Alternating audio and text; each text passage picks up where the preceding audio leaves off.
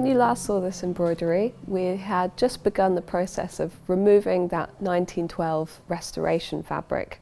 As you can see, we've now completed that process and you can see the full extent of the back of the embroidery. It took us about a week and a half to remove the restoration fabric, and really the reason why it took such a long time and was quite challenging is, first of all, the extent of the thousands of restoration stitches, and also due to the fragility of the object.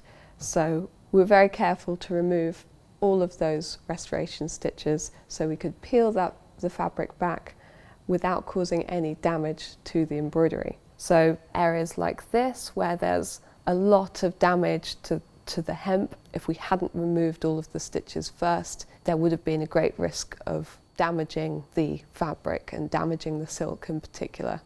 Here you can see the one piece of the restoration fabric that we've left.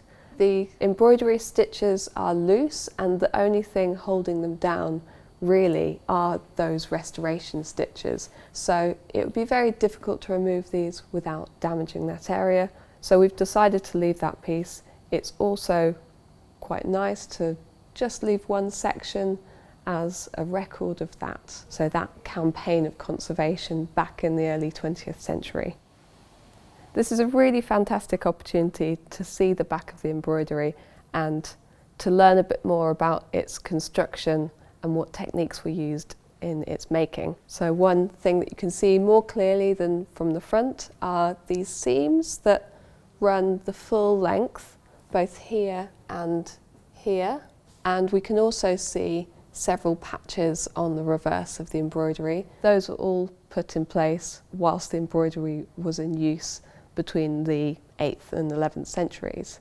It was thought that split stitch was used for most of the embroidery, and that some areas, such as this arm, was stitched using chain stitch. And looking at the back, we're able to confirm that actually it is all split stitch.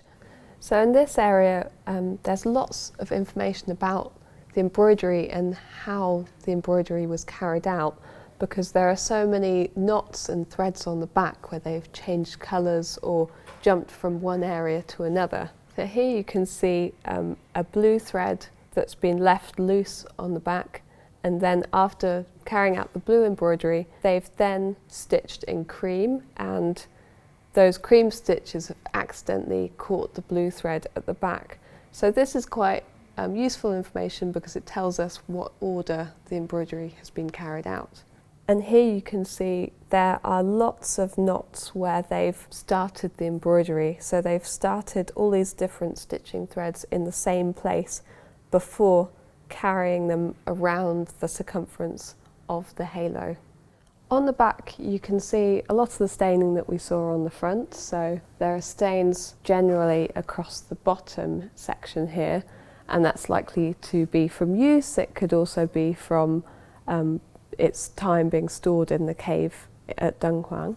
Another area that's particularly interesting, we were looking at the stains on this side here, and then suddenly we just thought, oh, that's very odd. That stain looks like lines. It looks like a character.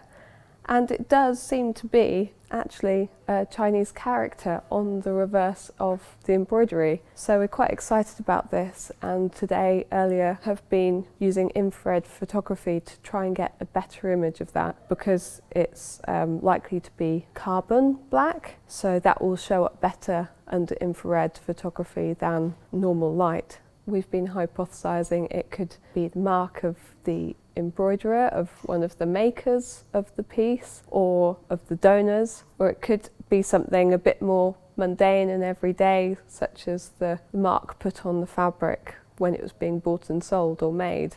So we're hoping that we can get someone to read that, but it may or may not be legible enough. We'll see.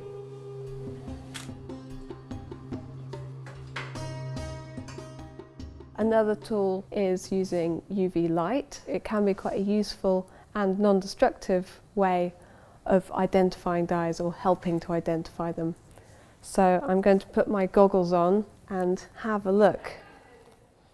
So I'm going to shine the UV light over the embroidery and compare the different threads.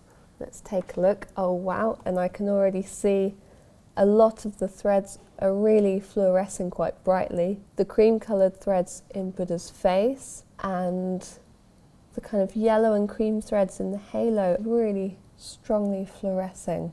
A little bit of orange coloured fluorescence in those pinky threads, which would suggest that it's a safflower dye. And again here there's this very striking orange fluorescence. So when we were looking at this part of the Bodhisattva's robes earlier, you could see it was two different shades of green on either side.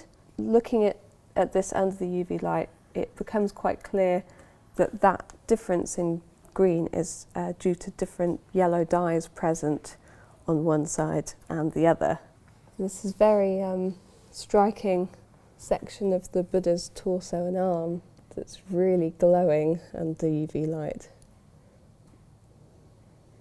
Now we've had a really good, thorough examination of the reverse of the embroidery, and it's been really great to use a variety of techniques, the infrared, the UV, to really look at those colours.